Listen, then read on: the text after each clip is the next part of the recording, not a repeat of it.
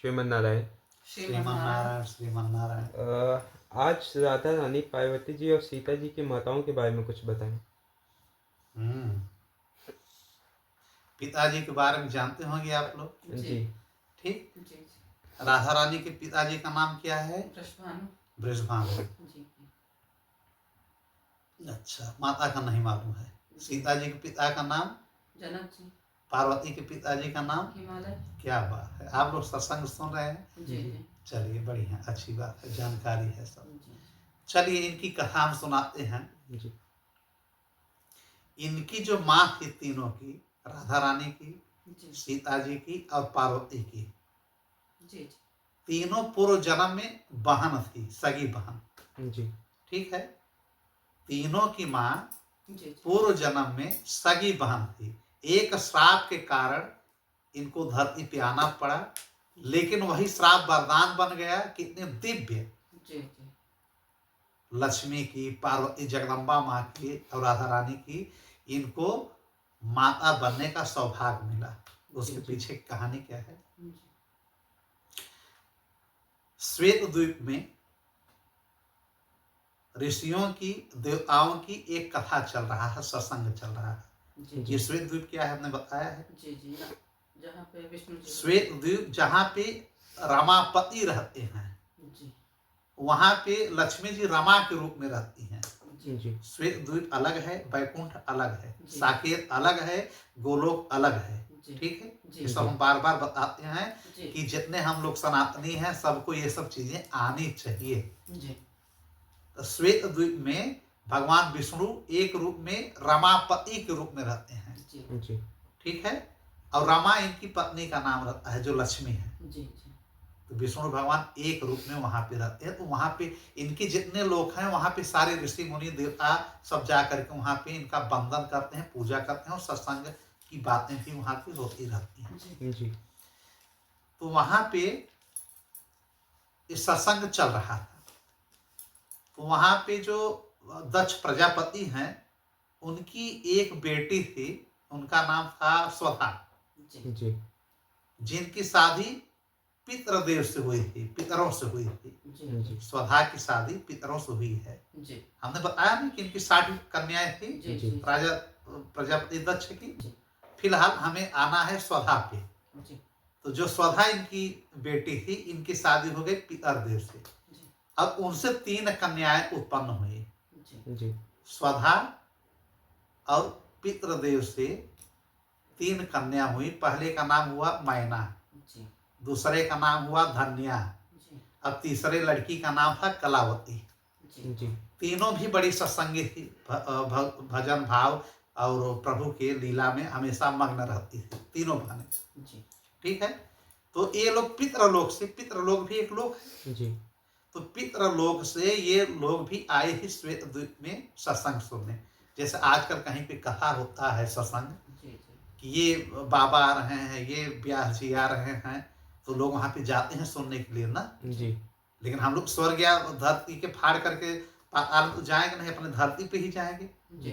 ठीक है। लेकिन वो लोग स्वर्ग की लोग हैं। स्वर्ग में जहां भी होगा भाई, श्वेत द्वीप भी तो स्वर्ग का हिस्सा है, अलग अलग स्वर्ग हैं। तो वहां पे ये लोग गए थे कथा सुनने। एक प्रसंग हुआ, कथा हुआ, उसके बाद सनकादिक ऋषि का आगमन होता है। सनकादिक ऋषि कौन है? ब्रह्मा जी के पहले पुत्र हैं। 4 लोग रहते हैं ये, सनक, सनंदन, सनातन, सनत कुमार। चारों भाई एक साथ चलते हैं। वेद रूप इनको माना गया है। ये लोग जब वहां पहुंचते हैं तो सारे ऋषि, अच्छा होता क्या है कि उस समय तक रमापति बैठे रहते हैं, श्री हरि जी बैठ करके अपना सत्संग सुनते हैं, लेकिन फिर वे किसी काम से बाहर चले जाते हैं। फिर कहते हैं आप लोग सत्संग करिए, चले जाते हैं बाहर। तो ये होता है कि चलिए अभी सत्संग पुनः शुरू किया जाएगा, तब तक सनकादिक ऋषि आ जाते हैं। सारे देवता, सारे ऋषि मुनि, सारे ब्राह्मण जितने भी वहां पे उपस्थित थे उस मंच पे, ठीक है, वहां पे सारे लोग उठ करके उनको प्रणाम करते हैं, अपने अपने कुर्सी को छोड़ करके खड़े हो जाते हैं। लेकिन ये जो 3 लड़कियां थी पितरों की, पितृदेव की, ये लोग उनको देख करके सनकादिक ऋषि को एकटक देखते रहते हैं कि छोटे से बालक जैसे आए और इतने बड़े बड़े ऋषि मुनि सारे लोग खड़े होकर के इनको नतमस्तक और इनको प्रणाम कर रहे हैं। जी यहाँ तक कि ब्रह्मा और शिव जी भी उनको नमस्कार ही कर रहे हैं। जी तो ये लोग शुद्ध बुद्ध भूल गए, एकटक होकर के उन्हीं को देखने लगे। किसको? सनकादिक ऋषि को। जी सारे लोग जब अपने अपने स्थान पे बैठ गए तब सनकादिक ऋषि कहते हैं इन तीनों जो पुत्रियां रहती हैं जी स्वधा की और पितरदेव की, कि तुम लोग एकटक इस प्रकार से हमको देख रही हो जैसे कि मनुष्य देखते हैं धरती लोग की।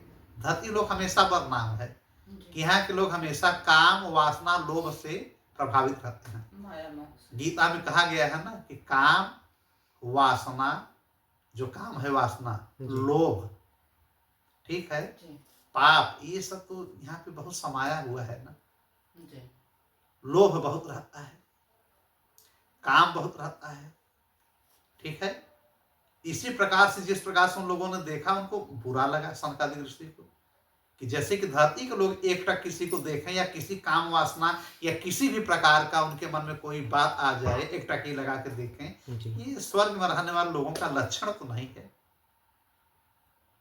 मानवकृत तुमने काम किया है, जाओ तुम लोगों को श्राप देते हैं कि धरती पे तुमको जन्म लेना पड़ेगा। पितृदेव की लड़की होकर के, स्वधा की लड़की होकर के, तुम्हारे नाना प्रजापति दक्ष हैं, ऐसे घर में जन्म लेकर ऐसे जगह बेटी बनी हो फिर भी यहाँ में जाओ धरती पे जन्म ले लो। जी अब ये लोग रोने लगते हैं तीनों बहनें, कह रहे प्रभु आपके रूप रंग या इसको देख करके हम लोग चकाचौंध हो गए और बहुत गलती कर गए, क्या कहें, हमको माफ कीजिए। चरण पकड़ के लोग माफी मांगते हैं कि हम लोग धरती पे रह नहीं पाएंगे, नाम खराब हो जाएगा, कलंकित हो जाएंगे, हमको माफ करिए प्रभु। तो सनकादिक ऋषि छोटे छोटे रहते हैं 5 वर्ष की अवस्था में, इनको इन लोगों के ऊपर मोह लग जाता है, जी प्रभावित हो जाते हैं।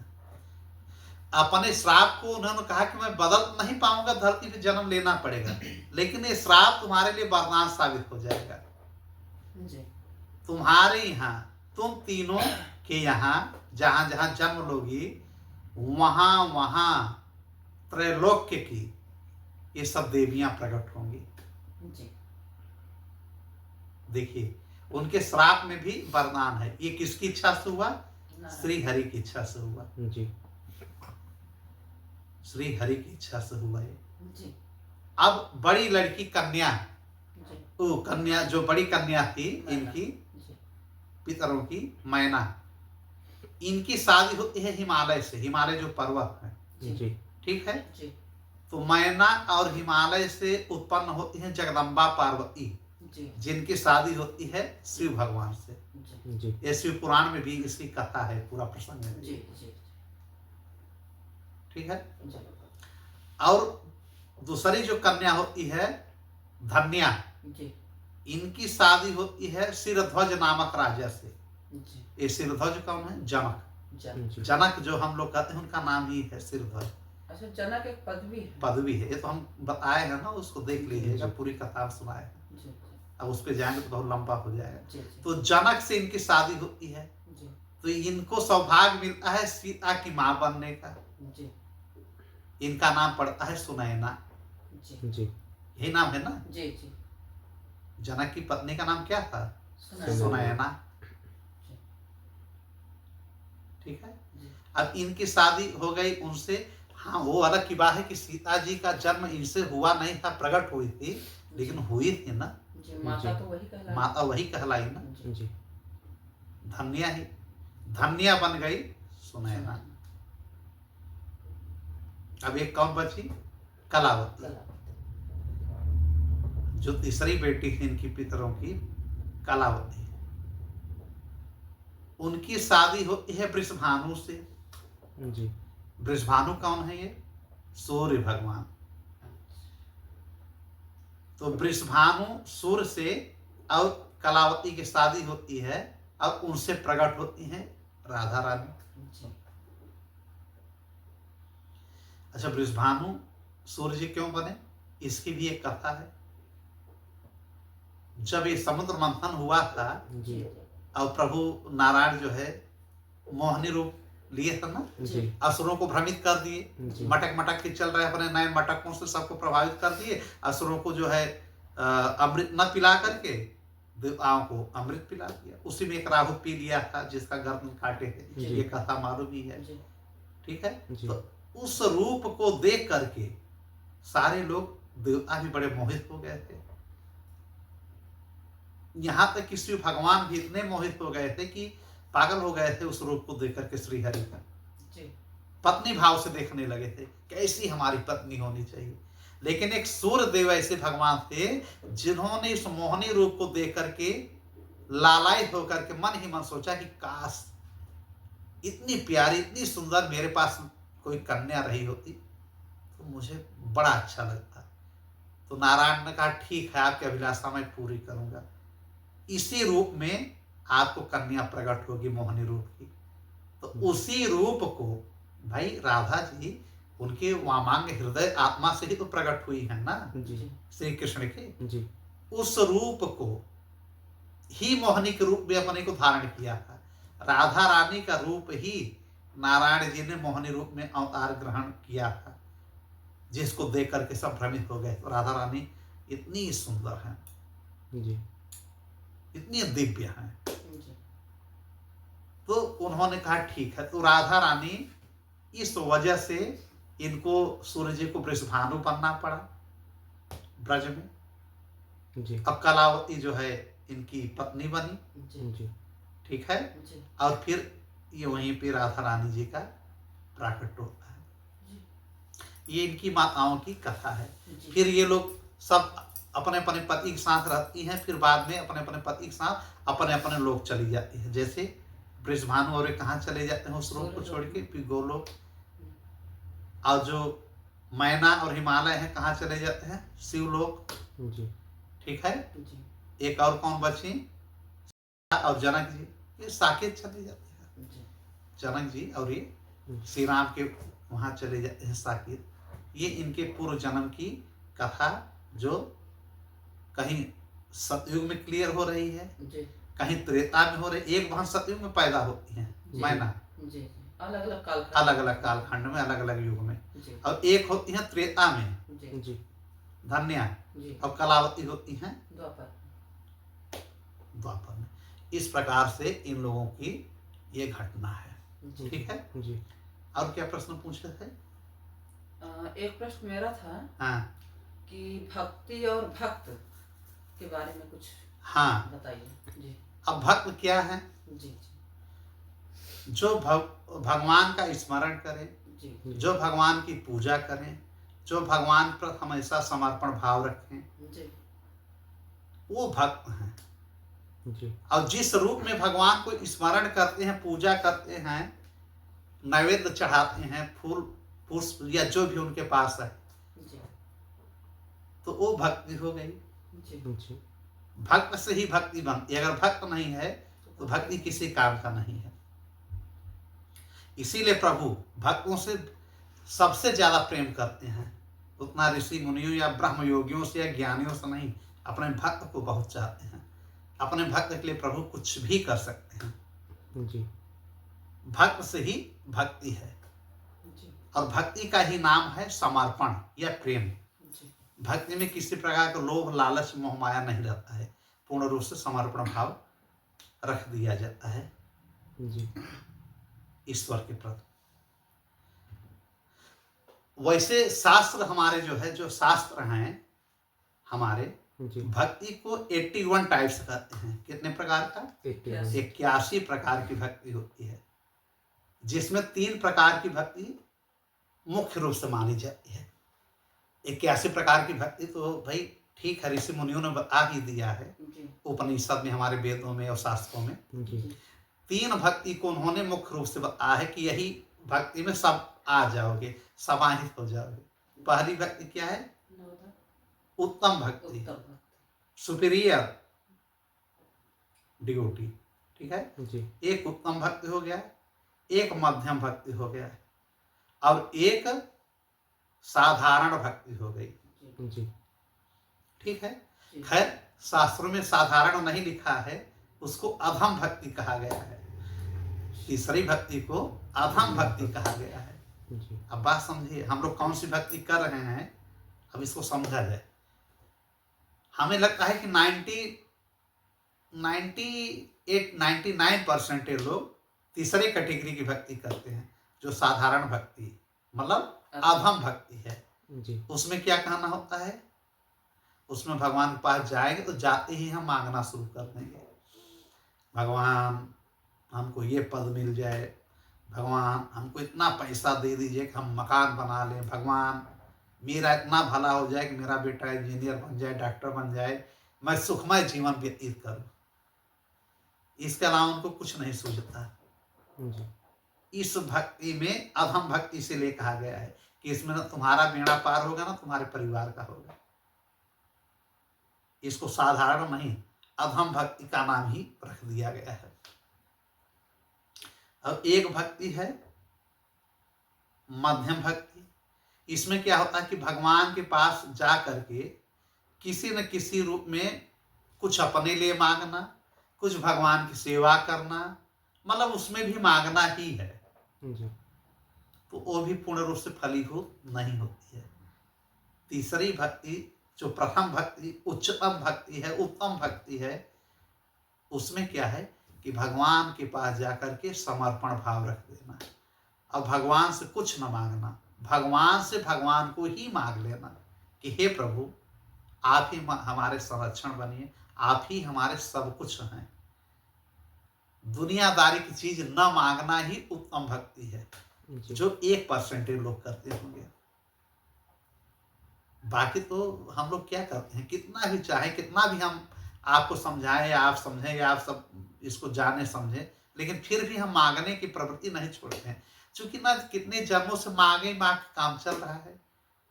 कहीं शेर बने तो छीन के खा लिए, जानवर को काट काट के खा गए, मांसाहारी बन गए। कहीं डकैत बने, छोड़ दिए।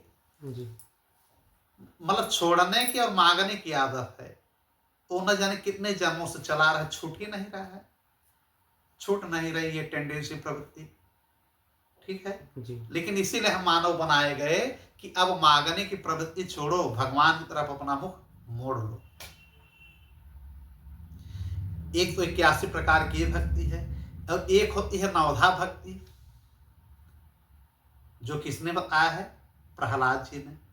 जी प्रहलाद जी छोटे से थे लेकिन सत्संग करते थे, जबकि उनके पिता बार बार कहते हैं, दैत्य थे कि जो है यहाँ पे हमारे पूरे राज्य में कहीं भगवान का नाम नहीं लिया जाएगा, मैं ही भगवान हूँ। उनका बेटा ही नहीं मान रहा था प्रहलाद ही, वो अपने बच्चों में सत्संग करता था जी और बच्चों को सिखाता है कि क्या है भक्ति, क्या है भगवान के पास हम कैसे जाएं, भगवान को कैसे हम प्राप्त करें, भगवान को हम कैसे खुश करें। तो उन्होंने प्रहलाद जी ने नव भक्ति बताया था। यही प्रभु श्री राम जी ने सबरी से भी बताया। जी क्या प्रहलाद जी क्या कहते थे नवधा भक्ति में, कि पहले कोई चीज श्रवण करिए। श्रवण मतलब कोई चीज सुनिए, श्रवण करिए, खूब एकदम कानों से जितना हो सके हरि नाम सुनिए। श्रवण करने का मतलब अच्छी चीज सुनिए, भगवान का नाम सुनिए, कथा सुनिए, सत्संग सुनिए। अब दूसरा क्या उन्होंने बताया कि कीर्तन कहिए। तीसरा क्या बताया, स्मरण करिए, मतलब याद रखिए। प्रहलाद की बात कर रहे हैं। इसी प्रकार से प्रभु राम का भी है। चौथा क्या बताया, चरण सेवा करिए प्रभु की। जैसे मंदिर में हम लोग जाते हैं मूर्ति पे, तो उनके पूरे आकृति के देखने के बाद थोड़ा सा देखिए, उसके बाद उनके चरणों में नजर होनी चाहिए। जी फिर क्या बताया, अर्चना करिए, अर्चन करिए उनकी। ठीक है जी फिर क्या करिए, वंदन करिए। अर्चना वंदना थोड़ा अलग अलग डिफरेंट हैं ये लोग। वंदन करिए। फिर क्या करिए, प्रभु के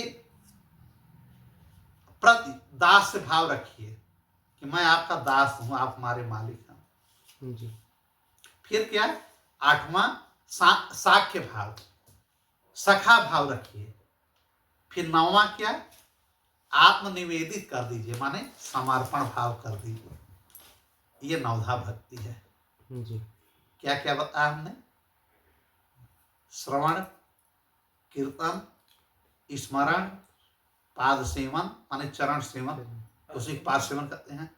अर्चन, अर्चना, बंधन, दास्य भाव, सख्य भाव और आत्म निवेदित कर दो, मतलब अपने आप को सरेंडर कर दो। पहली भक्ति श्रवण किसने किया है? राजा परीक्षित ने किया है। जी एक एक एग्जाम्पल अगर देखें, श्रवण किया है आंख बंद करके। राजा पृथु थे जिन्होंने 10,000 कान केवल इसलिए मांगा भगवान नारायण से कि मैं केवल हरि कथा सुनूं, श्रवण करूं और मुझे दुनियादारी की कथा न सुनाई दे। 10,000 कान मतलब अगर 10 किलोमीटर से कहीं कीर्तन चल रहा है, हरि सत्संग हो रहा है, तो राजा पृथु बैठे बैठे अपने कानों के द्वारा उसको श्रवण करते थे। देखिए ऐसे ऐसे श्रवण करने वाले लोग हैं। जी कीर्तन, कीर्तन किसने किया है? चैतन्य महाप्रभु ने। चैतन्य महाप्रभु कौन है? श्री कृष्ण ही कलयुग में बन करके चैतन्य के रूप में आए थे हम लोगों को जगाने के लिए कि जो दीक्षा नहीं लिए हैं, कलयुग में तुम्हारा बेड़ा कैसे पार हो गया यार। जी नहीं कुछ कर पा रहे तो चलो यही बोलो, हरे कृष्ण कृष्ण कृष्ण हरे हरे, हरे राम राम राम हरे हरे। चैतन्य महाप्रभु ने यह महामंत्र दिया कि जो कुछ न कर सके इस महामंत्र को जपे। आज भी गांव में ये सब कीर्तन के रूप में होता है ना, जी खूब होता है, यही चलता है 24-24 घंटे। ठीक है, ये किसने किया? चैतन्य महाप्रभु ने किया। अब क्या हुआ? एक कीर्तन और किसने? अब हो गया स्मरण। स्मरण मतलब प्रभु को हमेशा याद करते रहना। जैसे आंख बंद है, प्रभु का स्मरण चलता रहे, जैसे मीरा ने किया। जी मीरा हमेशा उन्हीं का बंधन करती है, स्मरण करती है। एक एक एग्जाम्पल हम दे रहे हैं। मीरा हमेशा प्रभु के, मेरे तो गिरधर गोपाला दूसरा न कोई। एक सेवा क्या है, भक्ति क्या है? प्रभु को पाने के सब उपाय हैं, रास्ते हैं। नवधा भक्ति माने प्रभु तक जाने के हमारे नियम कानून, जी कैसे हम पहुंचे। एक है अब पाद सेवन, चरण सेवन। ये कौन करता है? लक्ष्मी माँ ना। जी सुना होगा, हमेशा उनके पैरों पे बैठी रहती हैं, जी। हमेशा उनका पैर दबाती रहती हैं। एक अब अर्चन, राजा अम्बरीश जो श्री राम जी के ही पूर्वज रहे हैं, जी जिन्होंने दुर्वासा ऋषि को भी अपने मतलब इस पूजा पाठ के बल पे, एक बार दुर्वासा गए हैं ना अम्बरीश के पास, ये एकादशी का व्रत थे, बोले कि हमको पहले खाना खिलाओ, अब हो गया एकादशी, उसे बंद करो, हम आ गए हैं। फिर उन्होंने कहा ठीक है, हम आपकी व्यवस्था करवाते हैं। और एकादशी खत्म हो गया है, इनको पूजा करके भोजन प्रसादी ग्रहण करना है राजा अम्बरीश को। जी दुर्वासा गए स्नान करने, बहुत देर कर दी, आई ही नहीं। और एक समय होता है कि उतने समय में हम जो है उसको करना है, हमको क्या? भोजन प्रसादी करना है। नहीं है तो इन्होंने भगवान नारायण का नाम लिया, प्रसादी चढ़ा करके खा लिए। अब दुर्वासा गुस्सा हो गए कि हमको कहा खाने के लिए, तुम कैसे खा गए? नहीं, अधर्मी राजा हो, मैं तुमको श्राप देता हूं। और जैसे श्राप का नाम आया, मंदिर से उनके सुदर्शन चक्र निकला, इनका गर्दन काटने के लिए दौड़ने लगा दुर्वासा ऋषि को। दुर्वासा शंकर जी के ही अंश अवतार हैं जी। ये हर लोक में चले गए, सारे ब्रह्मांड में चले गए, लेकिन इनका सुदर्शन पीछा करता रहा, मारा नहीं, इसलिए कि भी भगवान के ही अंश रूप है। लेकिन सुदर्शन चक्र इतना नाराज हुआ कि इनका पीछा कर लिया। जी फिर जाकर के जाते हैं नारायण के पास, विष्णु जी के पास वैकुंठ में, कि प्रभु आप ही हमारी रक्षा करिए, न शिव जी कर रहे हैं, न ब्रह्मा न इंद्र, कोई मेरी रक्षा नहीं कर रहा है। तो इन्होंने कहा कि मैं भी आपकी रक्षा नहीं कर पाऊंगा, या तो आप मरिए अब इस चक्र से हमारे, या जाकर के अम्बरीश से आप माफी मांगिए। अगर वो राजा अम्बरीश माफ कर देंगे तो क्षम्य है। फिर भाग करके वो अम्बरीश के पास जाते हैं और माफी मांगते हैं कि हमको माफ कर दो। अम्बरीश उनके पैरों पे गिर जाते हैं कि प्रभु मैं कब से आपका ही इंतजार कर रहा हूं। जी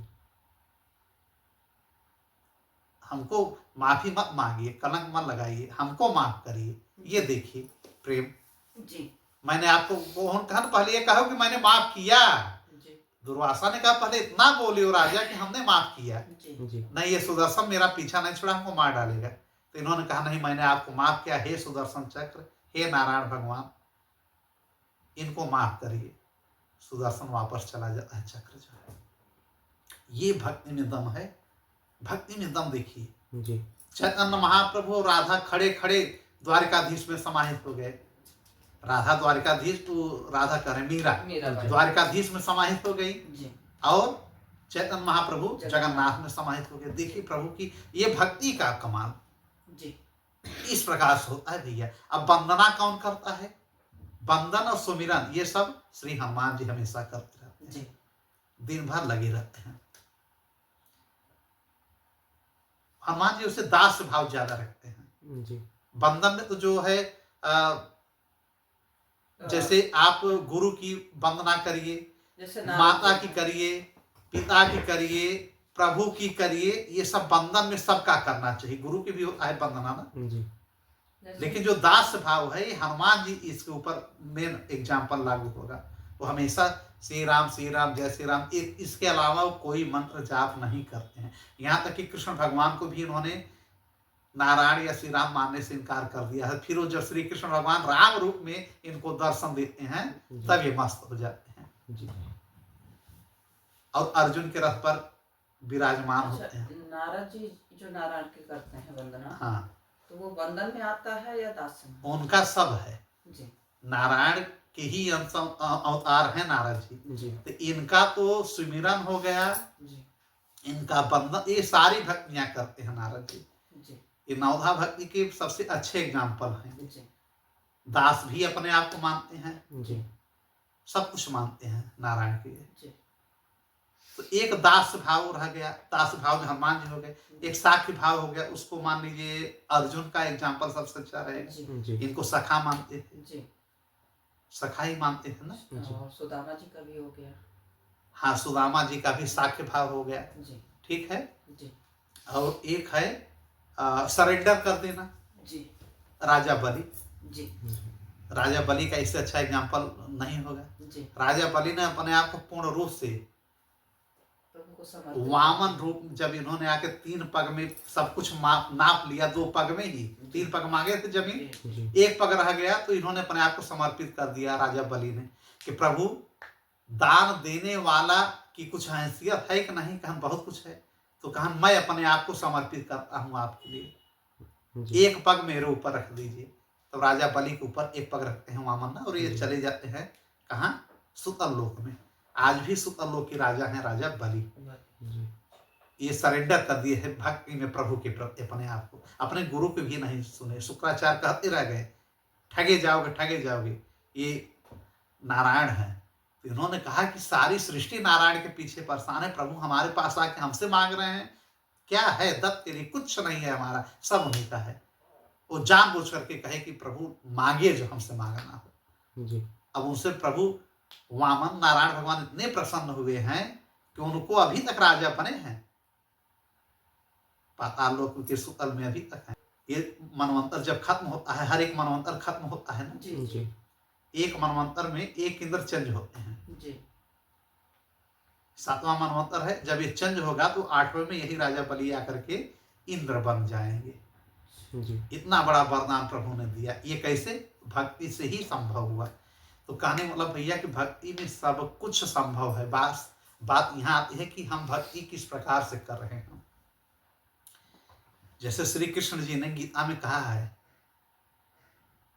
कि क्या कहा है कि जो भक्ति है, हमारे भक्त कितने प्रकार के हैं। भक्ति तो हो गया कितना, 81 या 9 प्रकार का। भक्त कितने प्रकार के हैं, ये गीता में बात आई है। तो श्री कृष्ण ने 4 कैटेगरी दिया है। किसकी? भक्त की, डिवोटी की। जी एक है आर्त, एक है जिज्ञासु,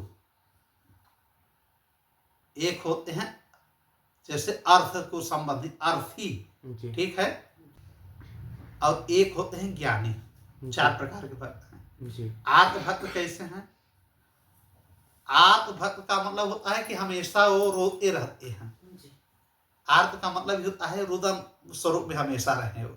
जी ठीक है, हे प्रभु हमको ये कम है, हमारा बच्चा ये हो जाए, हमारा मकान ऐसा बन जाए, हमको 10 लाख रुपए की लॉटरी लग जाए प्रभु। मतलब जो हमेशा दुखी रहे, मांगता रहे, वो आर्त भक्त है। आर्त भक्त। जी अब एक होता है जिज्ञासु। जिज्ञासु भक्त में क्या है? ये भक्ति थोड़ी हद तक ठीक है, को हमेशा जिज्ञासा रखे कि प्रभु कौन है, कैसे हम प्रभु को पाएं, लेकिन ये सोचता ही रह जाता है। जिज्ञासु भक्त। जी एक होता है अर्थार्थी भक्त। अर्थार्थी, ठीक है, जी माने अर्थार्थी भक्त का मतलब वो अर्थ हमेशा चाहता है। अर्थार्थी भक्त का मतलब उसको अर्थ चाहिए। अर्थ मतलब मनी, पैसा। जी वो हमेशा प्रॉपर्टी मांगता है जब जाएगा। और एक होता है ज्ञानी भक्त। ज्ञानी भक्त का मतलब कि पूर्ण रूप से प्रकांड पंडित विद्वान नहीं, लेकिन इतना ज्ञान कम से कम रहे कि भक्त क्या है, भक्ति क्या है, ठीक है, प्रभु क्या है, या प्रभु से हम मिल कैसे सकते हैं, इतना ज्ञान उसको रहे और भक्ति में लीन हो जाए। अब केवल एक ही चीज सोचे कि प्रभु से हमारी मुलाकात कैसे होगी, हमको मोक्ष कैसे मिलेगा, हमें ज्ञान कैसे प्राप्त होगा, हमें वैराग्य कैसे मिलेगा। जी तो इस ज्ञान वाले भक्त को और जिज्ञासु वाले भक्त को श्री कृष्ण जी ने कहा कि इन दोनों का तो बेड़ा पार हो जाता है। लेकिन जो एक आर्त भक्त है, हमेशा रुदन करता है, मांगता ही रहता है, हमेशा कमी ही बनी रहती। उसको मतलब कुछ काम ही नहीं है। जब भगवान के पास गए, भगवान इधर, भगवान उधर, भगवान इधर, यही सब करता है। जी और जो अर्थार्थी भक्त है, उसको केवल पैसा चाहिए, सुख चाहिए, संपत्ति चाहिए, बड़ा बड़ा पद चाहिए, राजमहल चाहिए। तो इस प्रकार से भक्तों की उन्होंने कैटेगरी बताई है कि 4 प्रकार के भक्त हैं। जो आप लोगों का प्रश्न है, उस प्रश्न को ही हम चल रहे हैं। तो नवधा भक्ति जैसा उनका हमने बता दिया, प्रहलाद जी का। और नवधा भक्ति इसी प्रकार श्री प्रभु राम जी का है, जो सबरी जी से करते हैं। उन्होंने थोड़ा सा अलग फर्क किया है। कहने का मतलब उनका भी यही है। पहले में उन्होंने कहा है कि जो है संतों की सेवा करो। श्री राम जी ने जो सबरी से कहा, क्या कहा था कि संतों की सेवा करिए। नवधा भक्ति में इन्होंने कहा था, नवधा भक्ति कहूं तो ही पाही, सावधान सुन धव मन माही। सबरी से उन्होंने कहा कि ध्यान से सुनो किस प्रकार की हमारी नवधा भक्ति है। कि पहली क्या उन्होंने कहा, संतों की सेवा। संतों की सेवा। इसका मतलब संत, अब आजकल संत मान लीजिए कम है जी लेकिन फिर भी संत आजकल कौन है? जो सत्संगी कर रहा है वही संत है। अब दूसरा इन्होंने कहा कि मेरी कथा को सुना जाए, मेरे प्रसंग को सुना जाए, मतलब सत्संग किया जाए। जी ठीक है, प्रथम भक्ति संतों की सेवा है। ठीक है, और द्वितीय भक्ति इन्होंने क्या कहा था, मम कथा प्रसंगा, सत्संग जिसे कहते हैं। और तृतीय भक्ति को उन्होंने कहा है कि गुरु पद पंकज सेवा। तीसरी भक्ति अगान, मतलब तीसरी भक्ति क्या है, गुरु पद, उनके चरणों की सेवा करिए। कुल मिलाकर के नवधा भक्ति जो प्रहलाद के हमने बताया, उसी कैटेगरी में इनका भी चला आया है। जी फिर उन्होंने कहा है कि कपट मत रखो, चौथे में कपट को त्याग दो। ठीक है जी फिर पांचवें में इन्होंने क्या कहा है राम जी ने सबरी से, मंत्र जाप कर। मंत्र जाप में मुझे भरोसा है। सबरी मां से उन्होंने कहा कि मंत्र जाप मम दृढ़ विश्वासा, पंचम भक्ति सो वेद प्रकाशा। पंचम भक्ति यह है जो हम लोग गुरु मंत्र लेते हैं। वाह क्या बात है। पहला यह है कि कुछ मान लीजिए केवल संतों की सेवा करिए। छठवां इन्होंने क्या कहा कि किसी भी प्रकार से दंभ नहीं होना चाहिए। ठीक है, दंभ शरीर नहीं होना चाहिए और निरंतर धर्म का पालन करते रहना चाहिए। सज्जनता रहनी चाहिए, शरीर में किसी प्रकार का तामसिक काम नहीं रहना चाहिए। जी और सातवां उन्होंने कहा कि सबके रूप में मुझे ही देखो, हर प्राणी में मुझे ही देखो। जैसे ये क्या है, ये क्या है, कुछ न करके सब मुझे ही देखो कि हर रूप में मैं हूँ, जानवर हूँ, घर हूँ, लड़का हूँ, बच्चा हूँ, पत्नी पति, इस सब रूप में केवल हम ही को देखो। जी इसका मतलब कि दिमाग में हमेशा चलेगा कि यहाँ भी ईश्वर हैं, कण कण में भगवान हैं, उनके कहने का मतलब। अब 8वां श्री राम जी ने सबरी जी से क्या कहा, सबरी माँ से, कि आत्मसंतोष करो, जो है वो भी सही, जो नहीं है वो भी सही। 8वां भक्ति उन्होंने कहा। और 9वां का कहा कि जो छलहीन हो। आजकल क्या है कि भक्ति बहुत लोग करते हैं लेकिन मन में इतना कपट चलता है, भाव कुछ रहेगा, कुभाव, लेकिन ऊपर से उनका स्वभाव बड़ा सरल लगेगा। जी तो इन्होंने कहा कि पूर्ण रूप से जैसे आत्मनिवेदन प्रहलाद जी ने कहा है, सरेंडर कर दो, उसी प्रकार से इनको कि छलहीन हो करके, किसी प्रकार का छल न हो, जी और हमारे प्रति पूर्ण रूप से समर्पण भाव रखो। यही नवधा भक्ति इन्होंने भी कहा है। तो इस प्रकार से भक्त हो गया, इस प्रकार से भक्ति हो गया। यह क्या होता है, भक्ति है क्या कि भगवान से एक मिलने का एक रास्ता है। नव भक्ति में कोई एक भक्ति, अगर नवधा भक्ति में, नवधा भक्ति मतलब 9 प्रकार की भक्ति, जी नव, किसी भी प्रकार की एक भक्ति को पकड़ लिया जाए तो हम लोग का बिगड़ा पार हो जाएगा। इसीलिए कलयुग में बार बार संतों ने कहा है, बार बार सत्संग में कहा जाता है कि कुछ मत करो, केवल गुरु के बताए हुए वचनों पर भरोसा रखो, विश्वास करो, तर जाओगे। भवसागर, भवसागर क्या है, ये हमारी जो मत लोग है भवसागर ही है ना। जी यहाँ भी हम झेल रहे हैं, यहाँ भी दुखी हैं, मरने के बाद नरक जाए वहां भी दुखी रहे। तो नरक न जाए उसका रास्ता, वहां का टिकट हम कंफर्म कर ले, स्वर्ग का, वैकुंठ का, यहीं से हमको करना पड़ेगा। इसी रूप से जी मंत्र रूपी जो सहारा मिला है वही नौका है जो गुरु ने दिया है।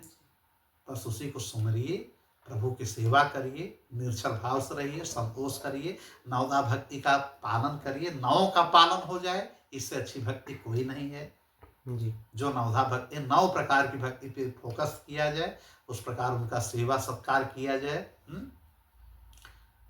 किसका, मनुष्य समाज में रह के पूरे समाज को किसी को दुखी न किया जाए, और जो हमारा प्रेम हो। सबसे बड़ी भक्ति क्या है, सबसे बड़ी भक्ति है प्रेम, प्रेम और दया।